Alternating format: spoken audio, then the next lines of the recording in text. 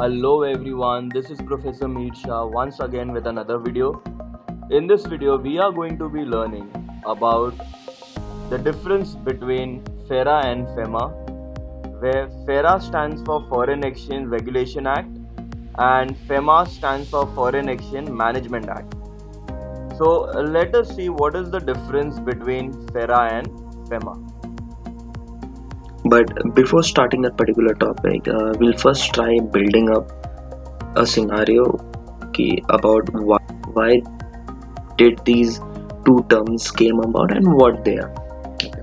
So let us take an example. Let's consider that you want to invest. You as an investor, we'll consider like, let's say you are an investor and you want to invest. So let's say when you have got money from foreign and you want to invest it in our country, the very first thing that you will be asked will be from which sources have you got the money from.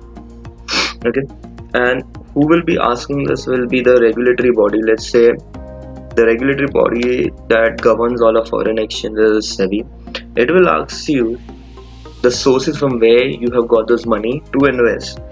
And by doing this, basically SEBI wants to know whether the money has come through hawala or through money laundering. Now, let us explain what do you mean by hawala and what do you mean by money lending. So, hawala is basically, now let us understand what is hawala. Now, let us take an example. We'll take Mr. X, a very named singer. He performed in India and he earned a substantial amount of money. Now, as per the rule, he is supposed to be paying tax in India for earning that money in India. However, what he does is that he catches one agent and tells him he wants that amount to be transferred to his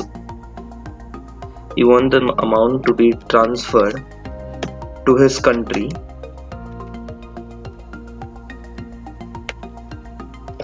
without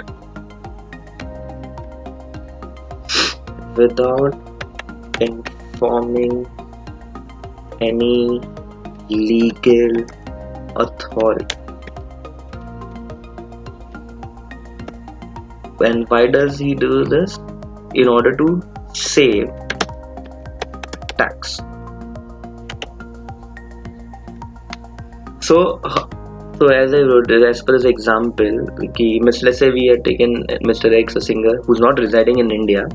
Okay, he comes to India, he sings, he earns money, so he has to pay tax in India. However, he does not pay the tax. Okay, he catches an agent, he tells him he wants to transfer his amount to his country, but without informing any legal authority. He does that to save tax. So that is the basic meaning of hawala. Now when we talk about money laundering,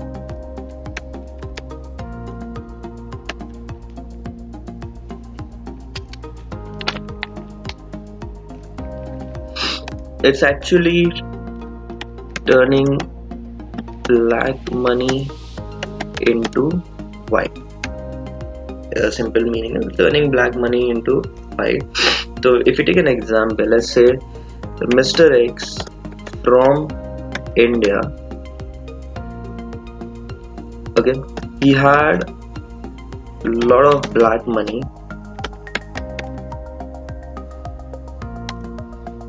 He went outside India,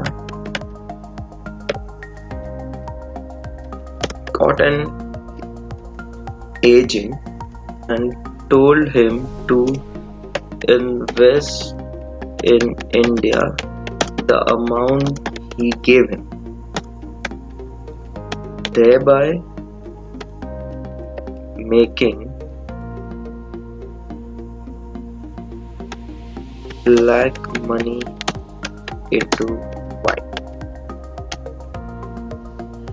So again, money laundering in simple term was nothing but turning black money into white. So let's say Mr. X, who has a lot of black money in India, runs out of India, catches an agent abroad, tells him, "Okay, this is my amount, go into India and invest in bits and parts and make it white." So this was the reason why SEBI usually checks in the sources from where you have got the money if you want to invest in India, any foreign currency. Now in 1973, okay, in 1973, many cases jumped which were related to money laundering. Now, to stop that,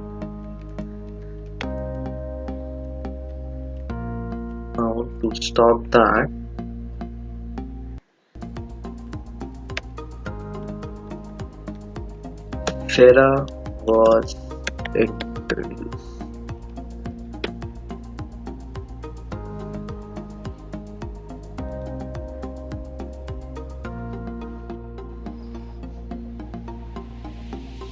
Okay, so now, because of increase in money laundering in the year 1973, the government opted to introduce a new act called as FERA. So first we'll note down the full form of FERA. So that is nothing but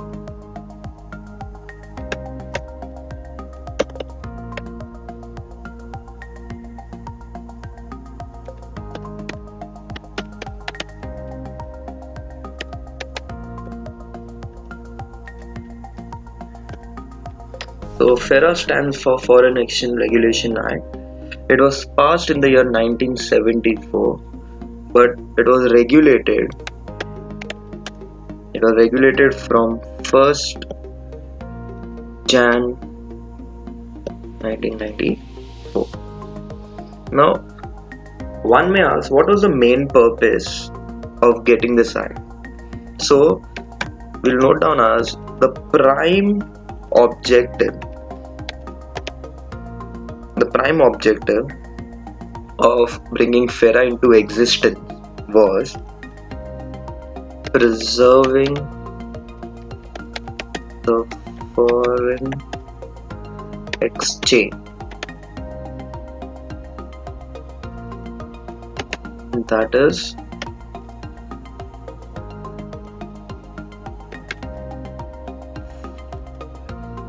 forex transactions were severely controlled by the government. So the main objective of FERA was preserving and conserving the foreign exchange of the country, and secondly, heavily or severely controlling the foreign transaction.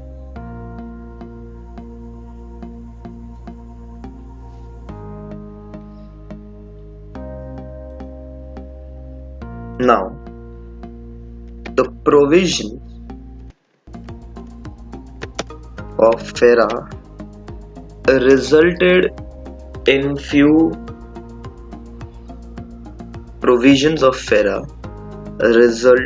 some problems. One of them was it resulted in declining the growth of forex. This created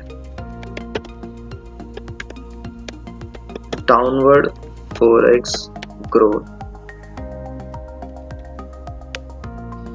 Thus, after 1991, that is, after economic reforms, that is in the form of LPG system,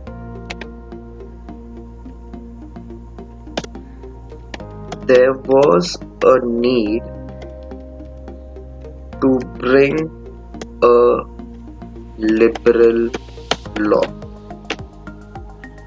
So FERA had very severely controlled rule, so which resulted in declining the growth of forex, and it created a downward trend.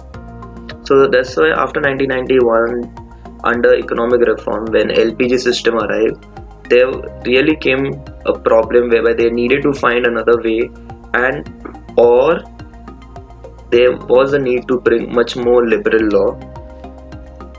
So FERA was repealed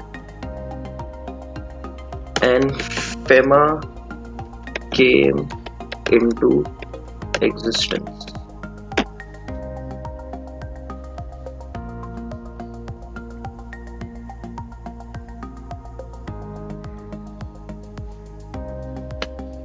Now, what is FEMA? FEMA basically stands for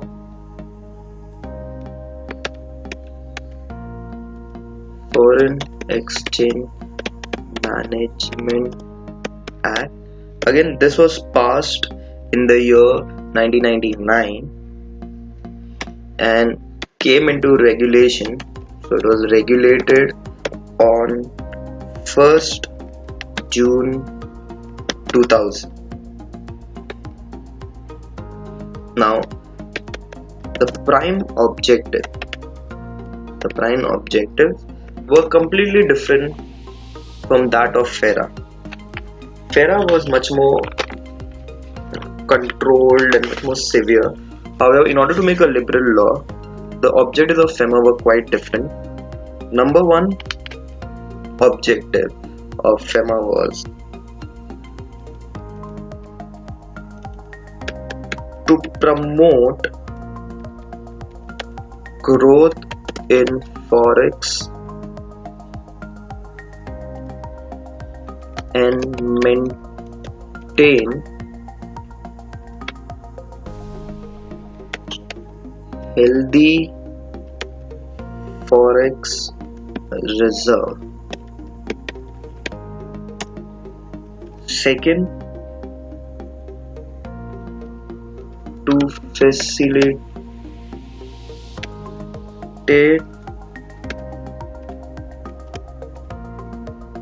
foreign exchange transaction, import and export. So the first two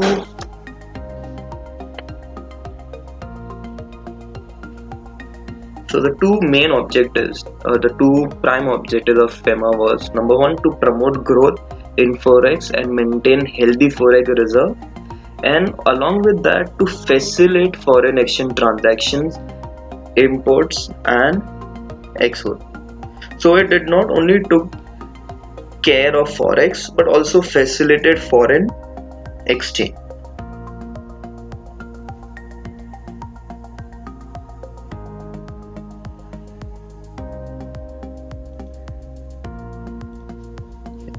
Now, under this act, RBI acts as a watchdog. Now, if it's acting as a watchdog for whom? For persons who hold properties abroad and who makes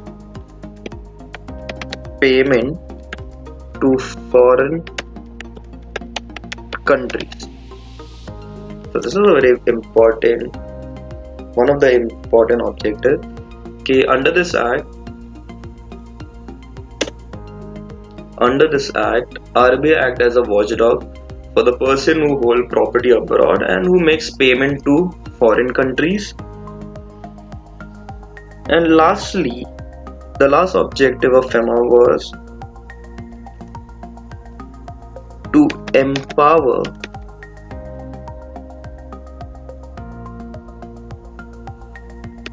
enforcement Directorate. That is a new law in the name of PMLA 2002 was brought to catch money lenders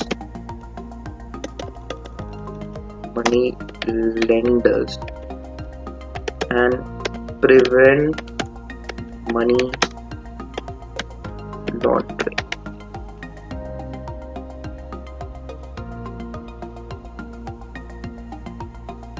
So now PMLA, it stands for basically Prevention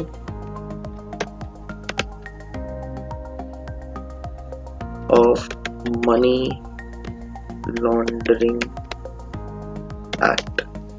So FEMA not only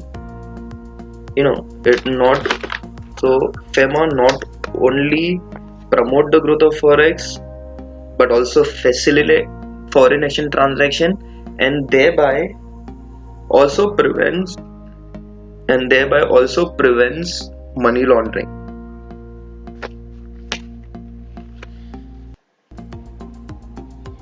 So these were the basic differences between the two acts. FERA was basically much more severe, FEMA was a bit more liberal.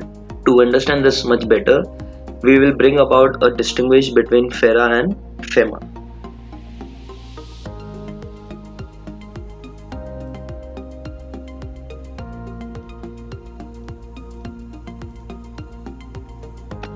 Okay, on one side we'll have FERA, on the other side we will have FEMA. Now, so the very first difference in the FERA. Now, what is FERA? FERA, as we learned earlier, the main objective of FERA was to conserve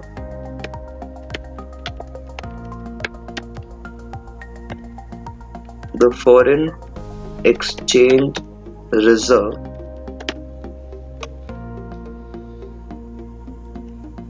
whereas for FEMA it was to promote orderly development and maintain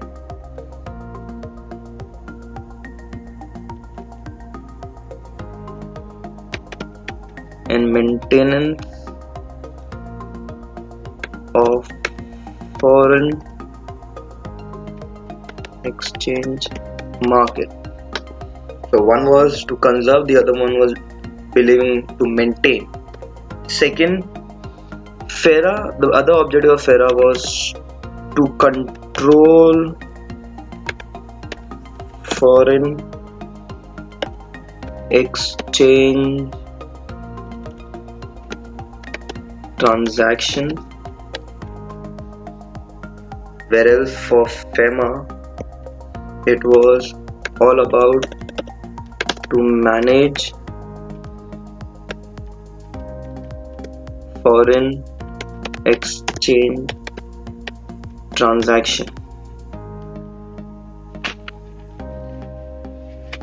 The third difference between both of them is FERA Act was quite a bit bulky. So you noted that it was bulky,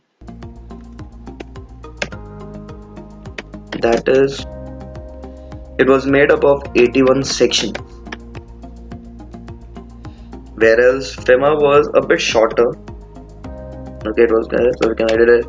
It is short and precise,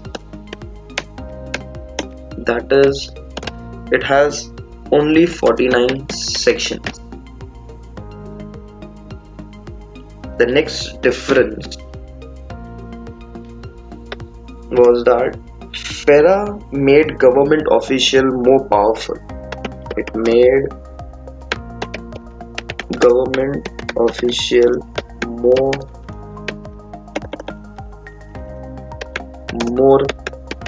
powerful. Whereas in FEMA, the officials' power was curtailed significantly.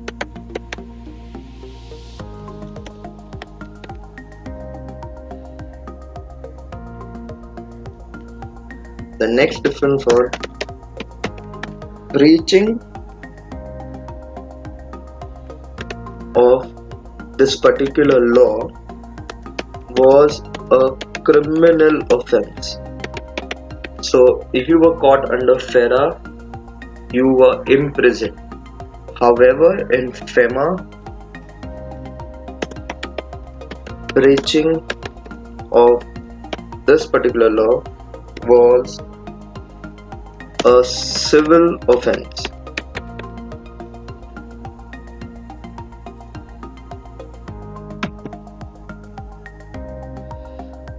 Under FERA, no compounding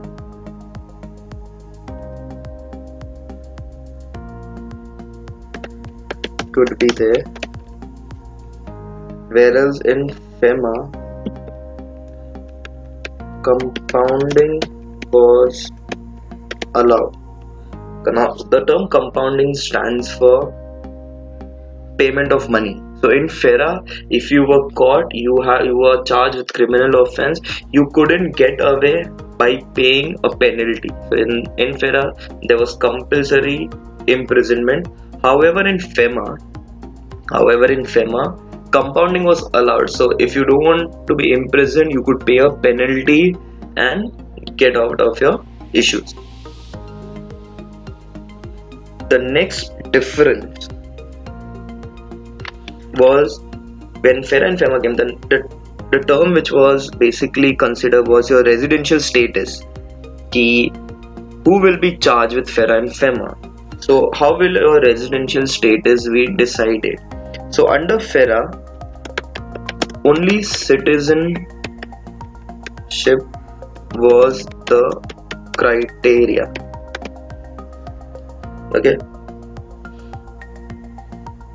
So if you were a citizen of India, you would be given your residential status. However, in FEMA, any person who is residing for more than 6 months will have the residential status. So these were the various differences between FERA and FEMA. Prior to this, we learned why FERA came into existence, what was FERA, what were the main objectives of FERA, and FERA couldn't stay for long. So how did FEMA came into existence, and then what were the objectives of FEMA, and then lastly we did the difference between the FERA and FEMA. So with this we can conclude the topic based on FERA and FEMA.